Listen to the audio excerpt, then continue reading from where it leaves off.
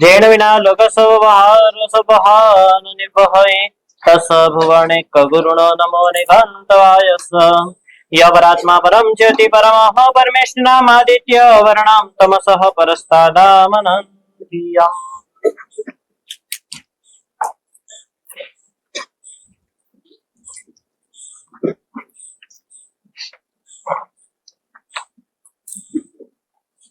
આ દુનિયામાં મોટામાં મોટી અપ્રામાણિકતા હોય તો કઈ છે? સૌથી મોટી અનીતિ કઈ છે? બીજાનું ધન તમારું બનાવી દો, એ જે અનીતિ છે એના કરતા બીજો જ તમે પોતે થઈ જાઓ, એ તો સૌથી મોટી અનીતિ છે.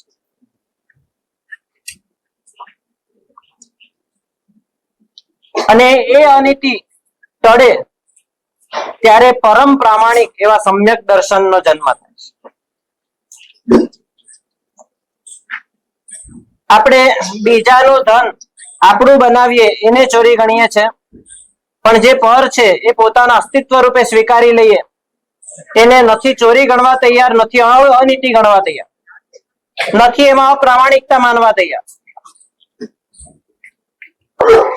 બીજો તમે હો, જે બીજું છે એ તમે હો, એનો કોઈ પુરાવો છે?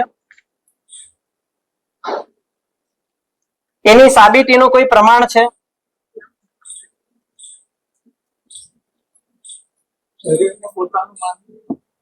હા, પણ એમાં કોઈ પ્રમાણ છે? શરીર શરીર છે, તમે તમે છો, શરીર તમે છે, એ વાતમાં કોઈ પ્રમાણ છે? હા, સાથી તરીકે માનો તો વાંધો નહીં, પણ અહીંયા તો આપણે એક તરીકે માનીએ છીએ, અસ્તિત્વ તરીકે માનીએ છીએ, પોતાના હું રૂપે સ્વીકારીએ છીએ. જ્ઞાનીઓ પૂછે છે કે એ અનુભૂતિમાં પ્રમાણ શું છે? અને એવી અપ્રામાણિક અને આભાસિક અનુભૂતિમાં અનાદિકાળથી ડૂબેલા છીએ, અને છતાં આપણે પોતાને જ પ્રશ્ન પૂછવા તૈયાર નથી કે તું પ્રામાણિક છે કે અપ્રામાણિક છે? એ ભેલસેલ જ છે, અને ભેલસેલમાં જ આપણે અનંતા ભાવો ભમ્યા છે.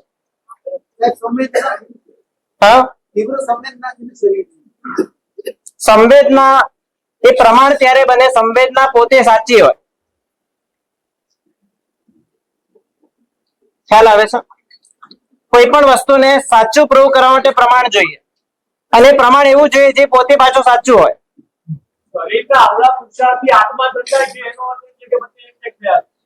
શરીર, એક વાર યાદ રાખો, અવળો પુરુષાર્થ શરીર કરે છે કે તમે કરો છો?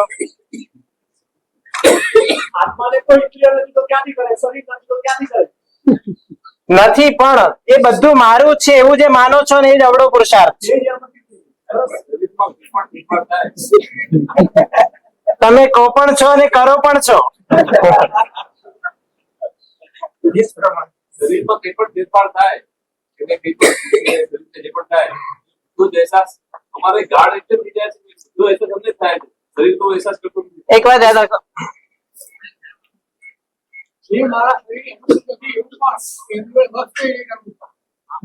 હા કઈ નહીં. એટલે એક એક્ઝામ્પલ આપો. આપણને એમ લાગે છે કે શરીરમાં કંઈક થાય છે, એ બધું મારામાં થાય છે, એના વાઇબ્રેશન મારામાં આવે છે, એ જ પુરાવો છે કે હું અને શરીર એક છે. પણ હવે આમાં ઊંડા ઉતરો કે તમે એક છો માટે વાઇબ્રેશન થાય છે કે એક માનો છો માટે વાઇબ્રેશન થાય છે? સમજો કે જેમ આ ભાવના શરીર સાથે એક છો, બરાબર, એમ ગયા ભાવના શરીર સાથે પણ એક જ હતા.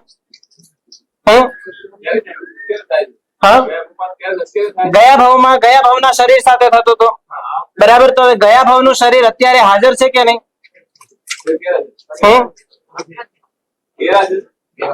ગેરહાજર છે કે હાજર છે? પહેલા એ નક્કી કરો. જ્યારે તમે રવાના થયા ત્યારે ડેડ બોડી હાજર હતી કે નહીં? તો હવે એ વખતે એ શરીરમાં કંઈક થાય તો તમને વાઇબ્રેશન થતું હતું. તેનો મતલબ શું થયો? એક હતું માટે વાઇબ્રેશન થાય છે એમ નહીં, તમે રહીને એક માનતા હતા માટે વાઇબ્રેશન થાય છે. ધારો કે ન માનીએ ત્યારે હા. નહીં થાય? નહીં થાય ને. અનંતા જ્ઞાનીઓ એનો પુરાવો છે. બીજા શરીર કામ હોય તમને કે પામતું નથી આવતું. હા. ખબર નથી. અહીંયા કામ હોય તો શરીર પણ બીજાનું શરીર છે, બીજું શરીર છે, શરીર પણ બીજું છે, એવો જયારે ખ્યાલ આવે ને ત્યારે અહીંનો તાવ પણ પીડા નથી કરતો. એક એક્ઝામ્પલ આપો કે પરમાત્મા કે રમણભાઈ બંગલો હતો પોતાનો અને અચાનક આગ લાગી, એવી ભયંકર આગ લાગી, એમાં ફર્નિચર, એનો માલ સામાન બધું જ બળી રહ્યું છે અને ધ્રુસકે ધ્રુસકે રડી રહ્યા છે. કોઈ ઉપાય નથી, જોઈ રહ્યા છે અને રડી રહ્યા છે. હવે આજે એમનું રડવું છે શેના કારણે છે? બંગલો બળે છે માટે કે પોતાનો બંગલો બળે છે માટે? તો દુઃખ શેના કારણે છે? બંગલો બળે છે એના કારણે કે પોતાનું કંઈક બળે છે એના કારણે? કોઈકે આવીને સમાચાર આપ્યા કે તમારે ગભરાવાની જરૂર નથી, કારણ કે તમારા દીકરાએ કલાક પહેલા જ સોદો કરીને વેચી દીધો.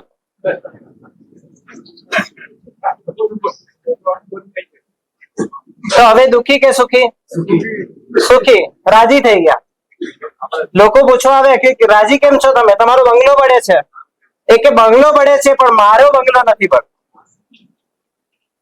પછી એટલામાં એક જણ દોડતું દોડતું આવ્યું કે સોદો તો થયો તો પણ સોદો કેન્સલ થઈ ગયો. હવે જો ઘટના એક છે, પહેલા શોક છે, પછી હડક છે, પછી પાછું રુદન છે, અને આ ક્રમ જે ચાલે છે એનું જ નામ સંસાર છે. આમાં પરિસ્થિતિના કારણે રડવાનું છે કે તમારા જ કારણે તમે રડો છો? દરેક વખતે આપણે આપણા જ કારણોથી રડીએ છીએ, પણ પોતાના ભીતરના કારણને તપાસવાની અંતર્મુખતા નથી, આત્મ પ્રામાણિકતા નથી, અને દરેક વખતે નિમિત્ત ઉપર આરોપ મૂકીએ છીએ. નિમિત્ત અને જવાબદાર ઠેરવીએ છીએ અને નિમિત્તમાં જ ભૂલ કાઢીએ છીએ. આ આપણી અનાદિની કુટેવ છે. અને જ્યાં મિથ્યાત્વ હોય ત્યાં આરોપ મૂકવાની, બીજાની ભૂલ કાઢવાની અને બીજાને જવાબદાર ઠેરવવાની આદત મિથ્યાત્વની સહચરી છે. સૌથી મોટી અનીતિ હોય તો મિથ્યાત્વ છે, ગેરસમજ છે. હું જયારે છે ને પોતાનું સ્વરૂપ માની લે, એ સૌથી મોટી અવળી આદત છે. એના કારણે બે મોટા નુકસાન થાય છે. મિથ્યાત્વના કારણે બે મોટા નુકસાન થાય. એક અવસ્થાની ભ્રાંતિ અને નંબર 2 વ્યવસ્થાની ભ્રાંતિ.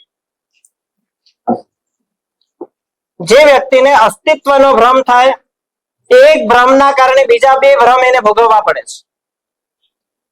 અવસ્થાનો ભ્રમ અને વ્યવસ્થાનો ભ્રમ. જે છગનભાઈ માની લે કે હું મગનભાઈ છું, પછી એ કાલ્પનિક મગનભાઈ, સમજો છગનભાઈ કરોડપતિ હોય અને મગનભાઈ ગરીબ હોય, તો હવે આ કાલ્પનિક મગનભાઈ પોતાને કરોડપતિ માનશે કે ગરીબ માનશે? છે કોણ? પણ માને છે શું? તમે છો કોણ? પણ માનો છો શું? આપણે બધા માની બેઠેલા મગનભાઈ છે. એટલે કે મગનભાઈની અવસ્થાને પોતાની અવસ્થા માને છે, કારણ કે એને પોતાના સ્વરૂપ તરીકે હવે છગનભાઈ છે વાત ખ્યાલ નથી. એને શું ખ્યાલમાં છે? હું એટલે કોણ? મગનભાઈ. એટલે પોતાની અવસ્થા કઈ માનશે? જે મગનભાઈની અવસ્થા છે એ પોતાની અવસ્થા માનશે. છે છગનભાઈ, પણ પોતાની અવસ્થા શું છે, પોતાનું ઐશ્વર્ય શું છે, પોતાનો વૈભવ શું છે, એ બાબતે કોઈ ગતાગમ નહીં પડે, કારણ કે એમને હું કોણ છું એ બાબતે શું માની લીધું? હું એટલે હવે મગનભાઈ ગરીબ, તો આ છગનભાઈ પણ કરોડપતિ હોવા છતાં ગરીબ. મગનભાઈ ગરડા, તો આ છગનભાઈ જવાન હોવા છતાં, તંદુરસ્ત હોવા છતાં, સ્વસ્થ હોવા છતાં પણ કેવા? ગરડા અને જર્જરિત. એટલે કે બીજાની અવસ્થા એ મારી અવસ્થા છે એવો ભ્રમ થાય છે. અચ્છા, એ ભ્રમ થયો. હવે આ બની બેઠેલા મગનભાઈ વહીવટ કેવો કરશે? છગનભાઈ ના લેવલ નો કે મગનભાઈ ના લેવલ નો? બધું મગનભાઈ ના લેવલ થી જ ચાલશે. એટલે હવે છગન છાપરે ગયો, બધું મગનભાઈ ના લેવલે ચાલ્યા કરશે.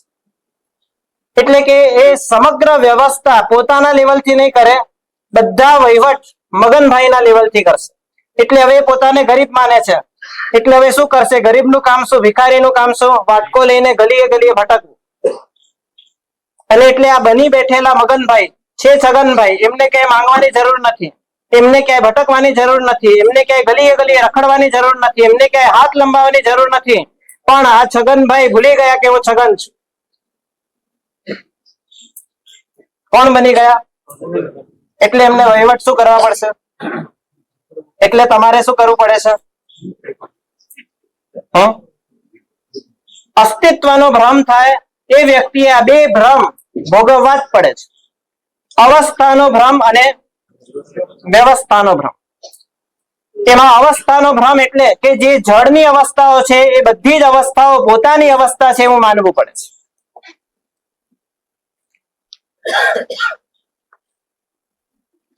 અત્યારે જવાન ઘરડો થાય ને તો એની પણ એક ગ્લાની હોય છે. કાળા વાળ ધોળા થાય એની પણ એક ગ્લાની હોય છે. શરીર પર ખાલી એક સફેદ ટપકું આવે ને તો પણ ચિંતા થઈ જાય છે. કેમ થાય છે? આ અવસ્થા કોની છે? શરીરની. જર્જરિત કોણ થાય છે? શરીર. કાળા વાળ ધોળામાં રૂપાંતરિત થાય છે, ઘટના કોની છે? શરીરની છે.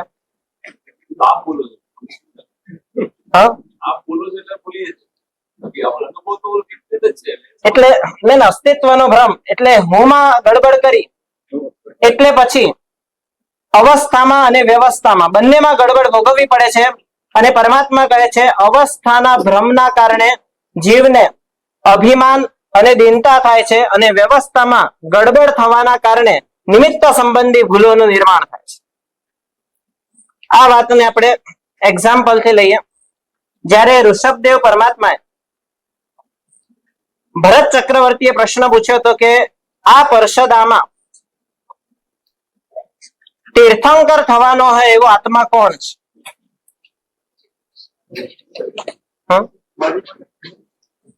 ત્યારે પરમાત્માએ જવાબ આપ્યો હતો કે હે ભરત, તારો પુત્ર જે મરીચી છે એ જ આ 24 ના છેલ્લા તીર્થંકર થવાના છે. આટલું તો ખ્યાલ છે આપણને. હવે મરીચીને નીચ ગોત્ર કર્મ શેના કારણે બંધાય?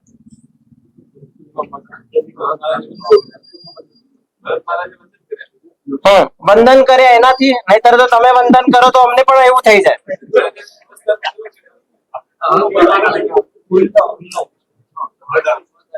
મધ આવી ગયો. હવે મધ પણ શેના કારણે આવ્યો?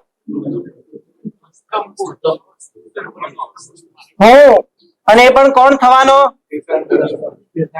એક વાત યાદ રાખો, તીર્થંકર જેવા પર્યાયમાં પણ બાંધેલું એકત્વ નીચ ગોત્ર કર્મ બંધાવે છે. કારણ કે તીર્થંકર ભલે ઉચ્ચ પદવી છે પણ તું તો એ પદવીથી પણ ન્યારો છે. જે પર્યાય આજે નથી, જે પર્યાય ભવિષ્યમાં છે, જે પર્યાય વર્તમાનમાં નથી, જે પર્યાય આવવાનો છે, જે પર્યાય હાલ નથી, અસંખ્ય કાળ પછીની વાત છે, પણ કલ્પનાથી એ પર્યાયમાં હમણાંથી જ એકત્વ બંધાઈ ગયો, હમણાંથી જ તાદાત્મ્ય બંધાઈ ગયો. હું એટલે કોણ? તીર્થંકર. હું એટલે ચક્રવર્તી. હું એટલે આ અલગ અલગ પર્યાયોને લઈને હવે આ તીર્થંકર પણ હોય, ચક્રવર્તી પણ હોય કે વાસુદેવ પણ હોય, એ આત્માની સ્વાભાવિક અવસ્થા છે કે કર્મના ઉદયથી થનારી ઔદયિક અવસ્થા છે? ઔદયિક અવસ્થા છે. એટલે એ છોના ખાતામાં આવે કે છેના ખાતામાં આવે? અને મરીચી કયા ખાતામાં ઘૂસી ગયા? વિચારો કે જે છે હજી આવ્યું પણ નથી ને અસંખ્ય કાળ પછી આવવાનું છે, એ છેના ખાતામાં ખાલી કલ્પનાથી એક ક્ષણ માટે ઘૂસે અને એનાથી બંધાયેલું નિજ ગોત્ર કર્મ જો ભગવાન મહાવીરે પણ ભોગવવું પડતું હોય તો આપણે તો છેના ખાતામાં જ ખૂપી ગયેલા છે.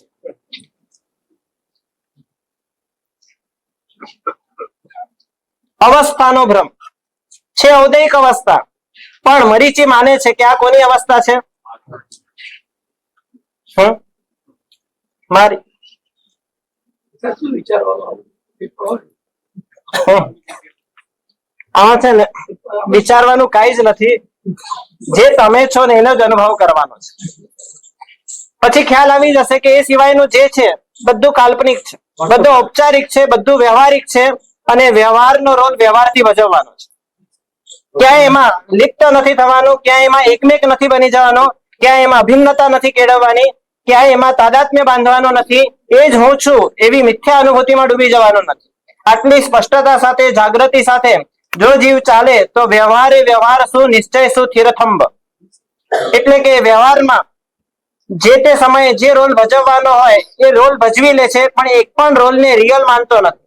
રિયાલિટી તો એ જ માને છે કે આ બધા જ પર્યાયોની વચ્ચે જે ન પલટાતું એવું જે સ્વરૂપ છે એ જ હું છું. સમાજમાં વ્યવહારમાં ઘણા બધું બદલી ગયું છે. હમ. અમારા રોલમાં કેમ થાપ થઈ ગયું? એમાં શું છે, આપણે જે રોલ ભજવીએ છીએ ને આપણો પોતાનો, એ રોલ નથી ભજવતા, એ રિયાલિટી માનીને ભજવીએ છીએ. એ ઔપચારિક નથી, એ અંતરતમ સુધીની વાત બની ગઈ છે. એ ખાલી બહારનો વ્યવહાર નથી રહ્યો, એ હૃદયના ખૂણા ખાચરામાં પેસી ગયેલી અવસ્થા બની ગઈ છે. પહેલા નંબરમાં મિથ્યાત્વના કારણે કયો ભ્રમ ભોગવવો પડે છે? આપણે શરીર બની ગયા તો શરીરની બધી જ અવસ્થાઓ ભોગવવી પડશે.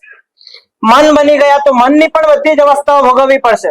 ક્યારેક મન પ્રફુલ્લિત હોય તો તમે ખીલેલા, અને ક્યારેક મન ચાલતું ન હોય, ક્યારેક મન ઢીલું પડી ગયેલું હોય, ક્યારેક મનની ગ્લાની થઈ ગઈ હોય, તો બધી અવસ્થા છે કોની? મનની. પણ હવે બની જશે કોની? પોતાની. એવી જ રીતના શાસ્ત્રકારે 10 વૈકાલિક સૂત્રમાં તો ત્યાં સુધી કહ્યું છે, કાણાને કાણો કહો કહેવ કાણે કાણેતી. એટલે કાણા વ્યક્તિને કે જે આંખથી જોતો નથી એને એમ કહો ને તું આ કાણો છે, તો એમાં પણ પ્રાયશ્ચિત આપ્યું છે. કેમ? તો કે આ એની અવસ્થા છે, શરીરની અવસ્થા છે, ઇન્દ્રિયોની અવસ્થા છે. અને એ વખતે એ વ્યક્તિને કાણા તરીકે ઓળખાવીને જો એને ઇન્દ્રિયાનુભૂતિમાં ડુબાડીએ તો એ પણ એના મિથ્યાત્વમાં નિમિત્ત બનવાનું પાપ છે.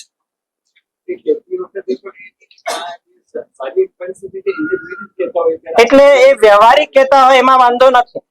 જેમ ચિકિત્સક જયારે કહે કે તમારી આંખમાં પ્રોબ્લેમ છે તો એમાં વાંધો નથી, પણ આંખ તમારી નથી, આંખ તમારો એક ભાગ છે, જીવનનો ભાગ છે, અસ્તિત્વનો ભાગ છે. અને એમ કરીને જો આમાં કંઈક થશે તો તમને કંઈક થઈ જશે, એ રીતના અભેદ અનુભૂતિ વધારે ગાઢ બને, પુષ્ટ બને. એ રીતના જો નિમિત્ત બની આપણે તો ક્યાંક ને ક્યાંક બીજાના મિથ્યાત્વમાં જવાબદાર બનવાનું પાપ આપણને લાગે છે.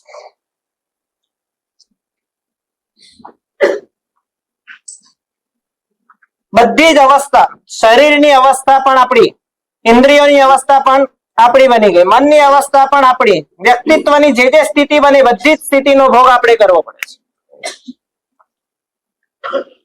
બીજા નંબરમાં છે વ્યવસ્થાનો ભ્રમ. બધી વ્યવસ્થામાં શિરવોર વ્યવસ્થા, બીજરૂપ વ્યવસ્થા હોય તો કાર્યકારણ વ્યવસ્થા છે, અને કાર્યકારણ વ્યવસ્થામાં ગડબડ થઈ જાય છે. પૂછું છે કોના કારણે છે? છે સમજો કે પૈસા છે તે કોના કારણે છે? એ પૈસાના કારણે જ છે. એ તો છે જ, એ કોઈના કારણે, એટલે છે ના કારણે છે. બરાબર. અચ્છા, છું કોના કારણે છે? છું ના કારણે છું છે ના કારણે છે. તો હોનો રોલ શું?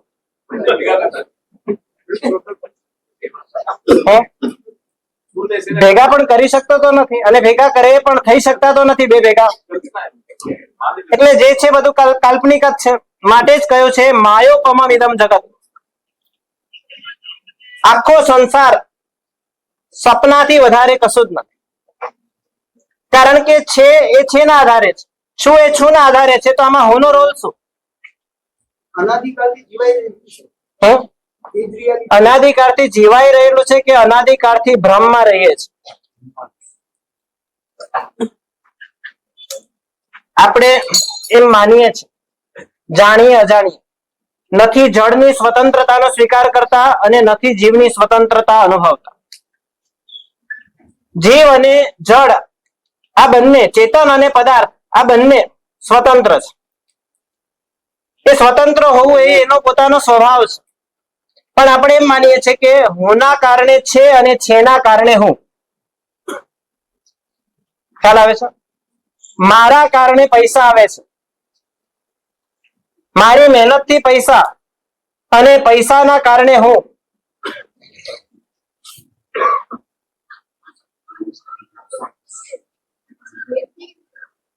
એક વાત યાદ રાખો, હવા પણ તમારા સંપૂર્ણ શરીરમાં વ્યાપ્ત છે, પણ છતાં હવાને તમારું સ્વરૂપ તમે માનો છો?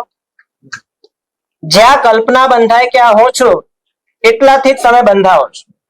જેમ પુત્રનો જન્મ ક્યાં થાય? સૌથી પહેલું પુત્રનો જન્મ ગર્ભમાં થાય, પેટમાં થાય. હવે પેટમાં જેમ પુત્ર જન્મે છે એમ કીડાઓ જન્મે છે કે નહીં? તો પણ મારા તરીકેની કલ્પના જન્મતા જે છે બધામાં બંધાય છે કે અમુકમાં જ બંધાય છે? જેમાં માની એમાં બંધાય, અને જ્યાં બંધાયા એ જ પકડી રાખવાનું મન થાય. સમજો કીડાનું વિસર્જન થશે તો એને પકડવાનું મન થશે કે છોડવાનું મન થશે? કેમ? એ તો એ પણ તમારામાં જ વ્યાપ્ત હતા, એ પણ તમારા પેટમાં હતા. પણ છતાં જ્યાં આગળ મમત્વની કલ્પના છે, જ્યાં આગળ અસ્તિત્વના ભાગની કલ્પના છે, બસ તેને પકડી રાખવાનું મન થાય છે. અને જ્યાં કલ્પના નથી એ ભલે તમારામાં જ હોય, પણ છતાં આપણને કોઈ જ લેવા દેવા.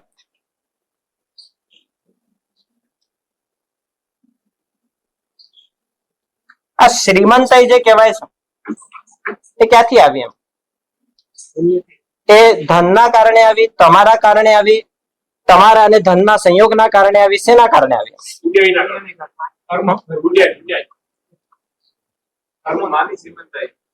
એક વાત કહું, શ્રીમંતાઈ છે ને, શ્રીમંતાઈ એ વસ્તુ જ કાલ્પનિક છે. ધન વાસ્તવિક છે, તમે વાસ્તવિક છો.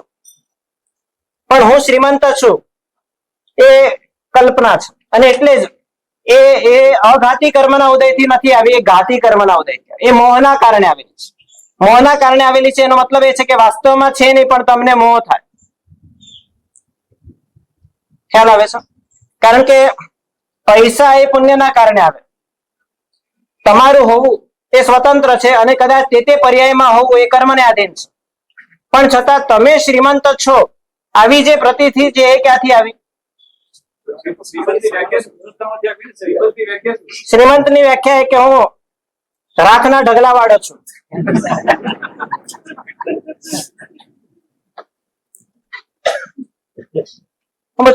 ધનના કારણે તમે શ્રીમંત છો, તમારા કારણે તમે શ્રીમંત છો, કે બંનેના સંયોગના કારણે શ્રીમંત છો? જો ધનના કારણે તમે શ્રીમંત હો, તો ધન પડ્યું હોય અને તમે જતા રહ્યા હો તો તમે શ્રીમંત રહી શકો? તો ધનના કારણે શ્રીમંત છે એ વાત તો નથી. અચ્છા, તમારા કારણે તમે શ્રીમંત છો હતા જ, અને ધન ચોરાઈ જાય પછી પણ તમે એ તો રહેતા જ નથી. અચ્છા, બંનેના સંયોગના કારણે પણ શ્રીમંત છો. માની લો કે તમે કોમામાં હો, ધન પણ છે, તમે પણ છો, અને બંનેનો સંયોગ પણ છે, પણ છતાં શ્રીમંત છો એવો તમને અનુભવ છે?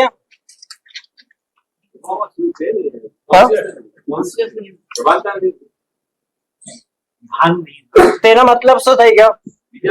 તમારા ભાનના કારણે જ તમે એ છો, તમારી કલ્પનાના કારણે જ તમે એ છો. એટલે હું શ્રીમંત છું એ વાસ્તવિકતા બની કે કલ્પના બની? અને એ કલ્પના કરવાની કેપેસિટી કોમામાં નથી, માટે તમે નથી.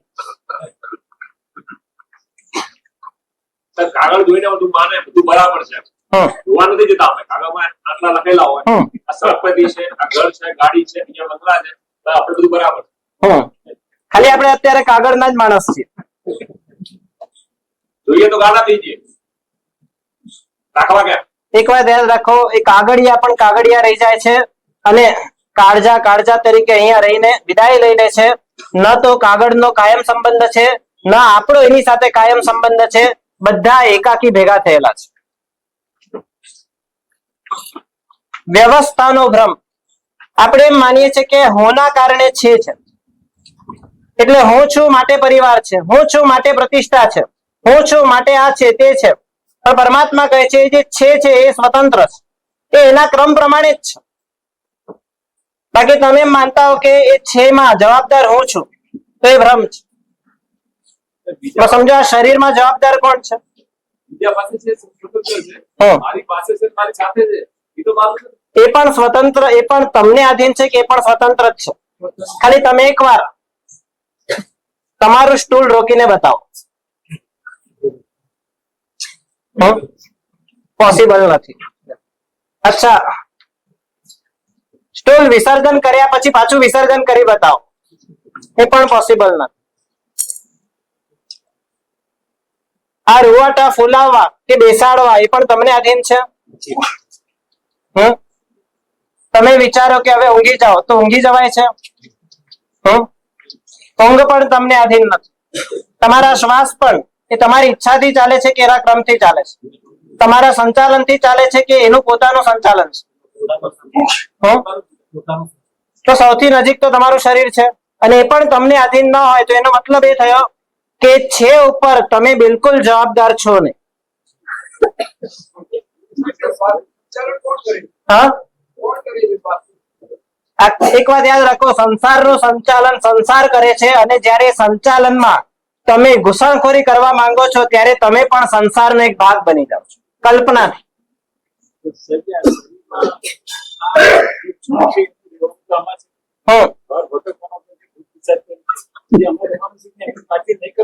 એક વાત યાદ રાખો, આમાં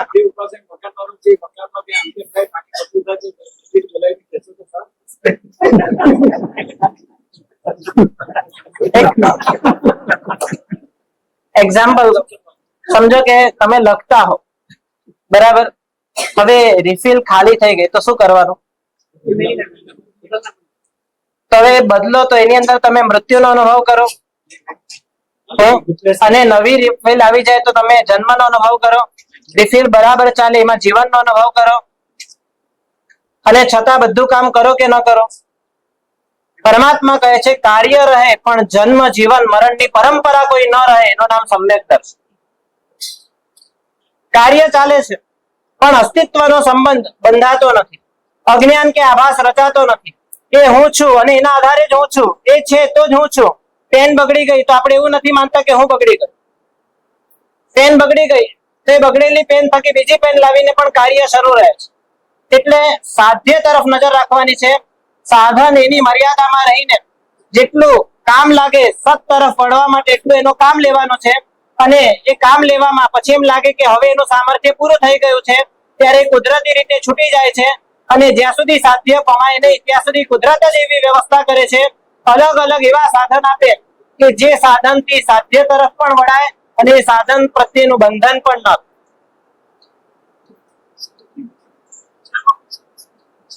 હા, મન અને વિચાર તો એ પણ જ્યાં સુધી વ્યક્તિ કલ્પનામાં છે અને આભાસમાં છે ત્યાં સુધી એ પોતે નિર્માણ કરે છે એવી માન્યતા. પણ જ્યારે વ્યક્તિ અજ્ઞાનથી દૂર થઈ જાય છે પછી કર્મના ઉદયજન્ય ભાવો અને અધ્યવસાયો એ પણ એના ક્રમ પ્રમાણે આવે છે, રહે છે, અને એનો ક્રમ પૂરો થાય પછી એ જતા રહે છે. જીવ ચોંટવાનું કામ ન કરે તો એનો જે સંસાર છે એ વધતો નથી, અને જે પૂર્વના ઋણાનુબંધ છે એ પણ આવીને ચાલ્યા જાય છે, અને જીવ નિર્જરાનો ભાગી બને છે.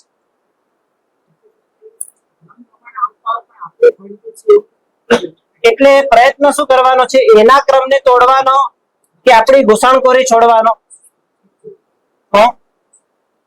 પ્રયત્ન શું કરવાનો? મગનભાઈ ના ઘરે તમને બરબાદ કર્યા કે મગનભાઈ એ હું છું એવું માનવું તમને બરબાદ કરે છે?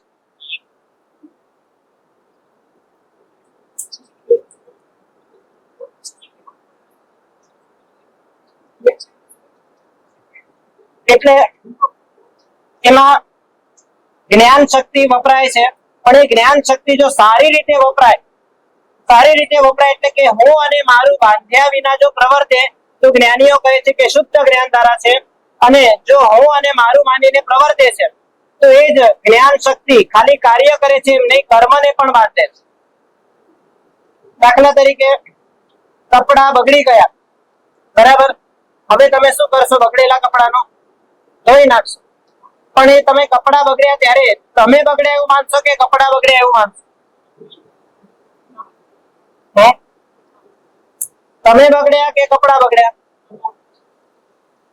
હવે દોષો તો તમે તમને દોષો કે કપડાને દોષો? તો કપડા બગડે પણ છે અને કપડા ધોવાય પણ છે.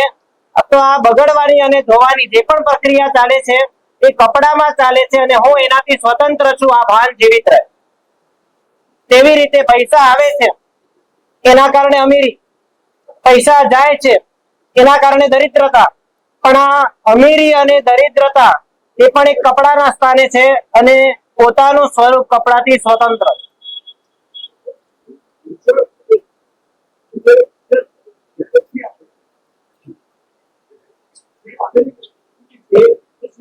એટલે હુંનો પુરુષાર્થ જ અવળો છે, કારણ કે હુંનું ફોકસ ક્યાં છે? છે પર. અને એ જ હું જ્યારે છે પર પુરુષાર્થ કરવાના બદલે છું પર ફોકસ કરે, એ હું જ્યારે છે બાજુનો ઇનકાર કરે અને છું બાજુનો સ્વીકાર કરે, છે બાજુની ગતિવિધિઓની ઉપેક્ષા કરે અને છું તરફની પગદંડીઓની ઉપાસના કરે, ત્યારે એ જ હોનો સમ્યક પુરુષાર્થ શરૂ થાય છે. અને સમ્યક પુરુષાર્થ દ્વારા એ યથાપ્રવૃત્તિકરણ પણ કરી શકે છે, અપૂર્વકરણ પણ કરી શકે છે અને ગ્રંથિ ભેદનું મહાસાહસ પણ કેળવી શકે છે. તો બે ભ્રમ, અસ્તિત્વ ભ્રમના કારણે બે ભ્રમ થાય છે. નંબર 1 અવસ્થાનો ભ્રમ અને નંબર 2 એટલે છે સાથે કાર્યકારણ જોડે છે, પણ જ્ઞાની કે છે ન તો છેના કારણે તું છે અને ન તો તારા કારણે છે જ.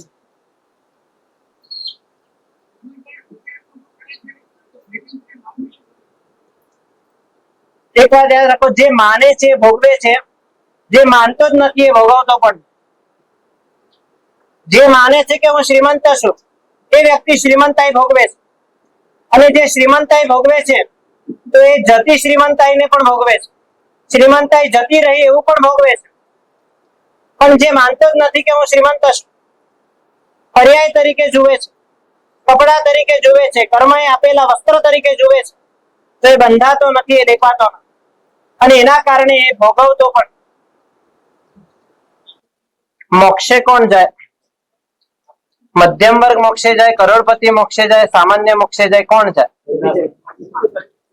તો મોક્ષે જવામાં ઉદયનો કોઈ રોલ ખરી?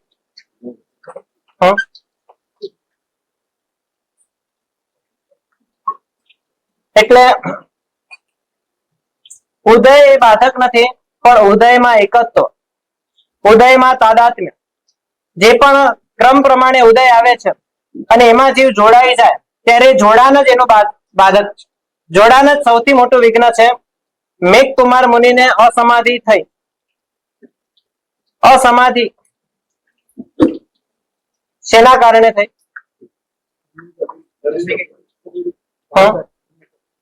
એ શરીર ધૂળ પડતી હતી એના કારણે અસમાધિ થઈ, કે ધૂળ જેના ઉપર પડતી હતી એ શરીર પોતાનું સ્વરૂપ સમજાતો હતો એના કારણે? એટલે કે અસમાધિનું કારણ પરિસ્થિતિ બને છે કે અસમાધિનું કારણ અજ્ઞાન બને છે?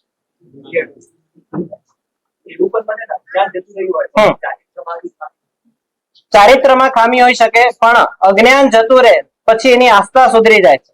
આસ્થા સુધરી જવાના કારણે જે ભયંકર કોટીની અસમાધિ, અંધ કષાય, નિમિત્ત ઉપરનો આરોપ, આ બધું મટી જાય.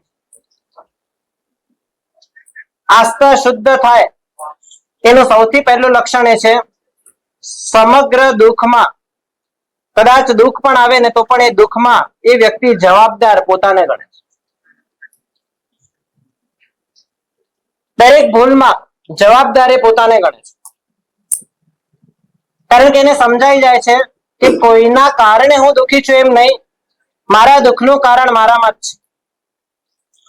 પહેલા એકત્વ હતું માટે દુઃખી હતો, હવે એકત્વ ભલે નથી પણ અભિમુખતા છે માટે દુઃખ છે, અને જો અભિમુખતા પણ ટળી જાય તો આ દુનિયાના કોઈ પણ પરિબળોમાં દુઃખી કરવાની તાકાત નથી. સુખ દુઃખ કર્મ ફલ જાણો. સુખ અને દુઃખ આ કોનું ફલ છે? કર્મનું ફળ છે. અને કર્મ એટલે શું? કર્મ, બધા કર્મોનું મૂળ કર્મ કયું છે? મિથ્યાત્વ કર્મ. કારણ કે એ બીજ છે, એનાથી જ આખી સેના નીકળે છે. એ મૂળ છે, એનાથી જ આખી પ્રક્રિયા ચાલે છે. તો મિથ્યાત્વ છે તો જ સુખ અને દુઃખ છે. કારણ કે મિથ્યાત્વ છે એટલે વ્યક્તિ શરીર છે, શરીર છે એટલે જો મિથ્યાત્વના કારણે વ્યક્તિ સાધન સાથે પણ જોડાય છે, સંબંધો સાથે પણ જોડાય છે, શરીર સાથે પણ જોડાય છે, વાણી સાથે પણ જોડાય છે, મન સાથે પણ જોડાય છે, પુણ્ય સાથે પણ જોડાય છે. હવે આ બધા જ જેની જેની સાથે જોડાયો તે બધા એક સ્થિતિ વાળા છે કે દ્વંદ્વ વાળા છે. જેમ સાધન છે એ એની પ્રાપ્તિ પણ થાય અને અપ્રાપ્તિ પણ થાય. હવે આ સાધન સાથે જોડાયો એટલે જીવનમાં દ્વંદ્વને વરી લીધો. એવી રીતે સંબંધો સાથે જોડાયો તો હવે સંબંધોમાં પણ બે પણો છે, સંયોગ પણ છે અને બીજું. એટલે એની સાથે જોડાયા પછી એને જીવનમાં પાછું દ્વંદ્વ વર્યું. ક્યારેક સંયોગના કારણે હરખમાં આવી જાય છે, અને એ જ સંયોગ જ્યારે વિયોગમાં પલટાય છે ત્યારે ગ્લાનિ આવી જાય છે. એ જ રીતના શરીર, બે શરીરમાં પણ એક છે કે બે છે? એ પણ બે છે, કારણ કે એનું મિલન પણ છે અને એનું મૃત્યુ પણ છે. ઇન્દ્રિયો પણ એક છે કે બે છે? ઇન્દ્રિયોમાં પણ બે છે. સારું દેખવું, ખરાબ દેખાવું, એટલે દેખવાની પદ્ધતિ સારી પણ હોય, ખરાબ પણ હોય, કુશલ પણ હોય, અકુશલ પણ હોય અને ન પણ હોય. એમાં પણ દ્વંદ્વ છે. વાણી છે એમાં પણ આદેયતા અને અનાદેયતા છે. મનની અંદર પણ ક્યારેક વિચક્ષણતા હોય અને ક્યારેક વિચક્ષણતા ન હોય. બુદ્ધિ પણ બે પ્રકારની છે, ક્યારેક કુશાગ્રમતી હોય અને ક્યારેક મંદ બુદ્ધિ હોય. વ્યક્તિએ મિથ્યાત્વના કારણે એની સાથે સંબંધ જોડ્યો છે જે પોતે જ બે છે, અને બેમાં જોડાવાના કારણે એ હંમેશા ફળ પણ બે જ ભોગવે છે, સુખ અને દુઃખ. અને જ્ઞાનીઓ કહે છે નિશ્ચય એક આનંદો. વાસ્તવિકતાથી પોતાનો સંબંધ છે સાથે છે કે છું સાથે? હવે છું અનેક છે કે એક છે? બે છે કે એક છે? એક છે. અને એવા એકને પામે, એવા એકને સ્પર્શે, એટલે કે હું જ્યારે છું નો અનુભવ કરે ત્યાર પછી બચે શું? સુખ કે દુઃખ? આનંદ. નિશ્ચય એક આનંદો રે. કારણ કે વાસ્તવિકતાથી જીવ જ્યારે પોતાના એક સ્વરૂપને વરે છે ત્યારે એને સેવેલી સાચી પદ્ધતિના કારણે કુદરત એને આનંદનો ભેટ આપે છે, આનંદની પ્રસાદી આપે છે. એ સંદર્ભમાં આનંદગંજી મહારાજે કહ્યું છે સુખ દુઃખ કર્મ ફલ જાણો, નિશ્ચય એક આનંદો રે. તો જે વ્યક્તિ અસ્તિત્વનો ભ્રમ કરે છે એને અવસ્થાનો પણ ભ્રમ થાય છે અને વ્યવસ્થાનો પણ ભ્રમ થાય છે, પણ જે અસ્તિત્વ બાબતે નિર્ભ્રાંત થાય છે એ વ્યક્તિને સમ્યક દર્શન મળવાના કારણે આનંદનો અનુભવ થાય છે અને તત્વ દ્રષ્ટિ ઉગડે છે. શરીર વસ્તુ સંબંધ બધા યોગ છે અનુભવેલું પણ કૃપાનું પણ હાલે છે. એક વાત અનુભવી મળે છે, પણ છતાં જો તમારી દ્રષ્ટિ ઉઘડી જાય તો હવે પછી આ દુનિયાના કોઈ પણ દ્વંદ્વાત્મક પરિબળો તમારી અનુભૂતિમાં ચંચલતા પેદા કરે એવું ન પણ બની શકે. જેટલું હમણાં ગાઢ તાદાત્મ્ય હોય એટલું ભવિષ્યમાં ભય હોય છે. જેમ સમજો કે શરીર સાથે તાદાત્મ્ય હોય તો જો આપણે પૂજા કરતા હોઈએ ને, હવે માની લો 12:30 થઈ ગયા, 1 થઈ ગયા, ભોજન ખંડમાં ગયા નથી તો પણ અંદરથી ભય રે, ખાલી થઈ જશે, પતી જશે. તે ભય શેના કારણે છે? ભોજન ખાલી થવાની સંભાવના કોણ કલ્પે છે? છું કે હું? આ હોને એવી કલ્પના કેમ થાય છે? કારણ કે શેમાં જોડાયેલો છે? છેમાં. અને છે જેટલું ગાઢ પકડાયેલું હશે ને એટલું એનો ભય વધારે, અને એ ભય એટલો વધારે કે ભગવાનના ચરણે પણ નિર્ભયતાથી બેસવા નહીં દે. એટલે આ બધું જ દુવિધા આખરે એટલા માટે છે કારણ કે તમે દુવિધા અને સુવિધા આ બંને જેમાં છે એવા છેમાં રોકાયેલા છો. સુખ અને આનંદ બંને વચ્ચે ભાવ શું છે? આમ શાસ્ત્રનો અર્થ શરીર કે તેની ચિંતા છે, શું માનવું? આમ આત્માનો આનંદ અને શરીરનો સુખ બંને વચ્ચે તમને ખુશ કરવાની ચાવી બીજાના હાથમાં હોય એવી અવસ્થાનું નામ સુખ છે, અને જેને ભોગવવા માટે તમારે બીજા સામે જોવું પણ ન પડતું હોય, સ્વતંત્રપણે તમે ભોગવી શકો, એનું નામ આનંદ છે. સંગઠનમાં કઈ ફરક તફાવત કરવું? સંવેદનમાં ફરક એ કે સુખ એ દુઃખ સાથે જોડાયેલું છે, અને માટે સુખ દુઃખની પૂર્વ પત્રિકા છે, અને એટલે આવેલું સુખ જો આવ્યું છે તો એ આવેલું સુખ પાછું જતું રહેશે. એટલે એને ભોગવતી વખતે તમે ક્યારે નિર્ભય ન હો, નિરાકુલ ન હો, નિશ્ચિંત ન હો, કારણ કે આ આવેલું છે જતું રહેશે, એટલે એને પકડી રાખવું પડે, એટલે લોભ પણ રાખવો પડે, આસક્તિ પણ રાખવી પડે, એ જતું ન રહે એ માટેનો ફફડાટ પણ સેવવો પડે, એ કદાચ જતું રહેશે એવી કલ્પનાઓમાં પણ આલટવું પડે, અને કદાચ જવાની સંભાવના લાગે તો ભયની પણ પીડાનો અનુભવ કરવો પડે. પણ આનંદ એ છે કે જેમાં આવું કશું જ ન હોય અને છતાં બધું જ હોય. સમ્યક દર્શનવાળું આનંદ બનતો અસંખ્ય વાર આવે.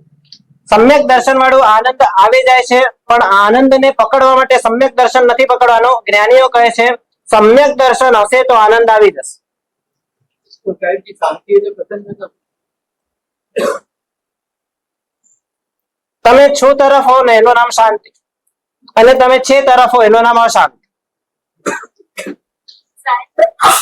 પરમાત્મા સત્યની પ્રીતિ ભક્તિ હોય હમ.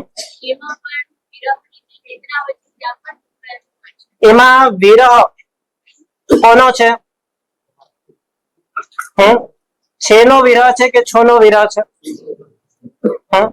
અને વિરહના માધ્યમે પણ જો છું સુધી પહોંચી શકાતું હોય ને તો જ્ઞાનીઓ કહે છે એ વિરહની પીડા પણ પ્રસન્નતાનું કારણ છે, કારણ કે છું એકાંતે પ્રસન્નતા આપે છે. એ વિરહ પણ તમને છેતી ડિસ્કનેક્ટ કરાવે છે. એ વિરહ પણ અશાંતિનું મૂળ એવું જે છે એનાથી આપણને દૂર કરે છે, અને એના કારણે એ વિરહથી પણ અનેક સાધકો પરમના મિલનને સાધી શક્યા છે.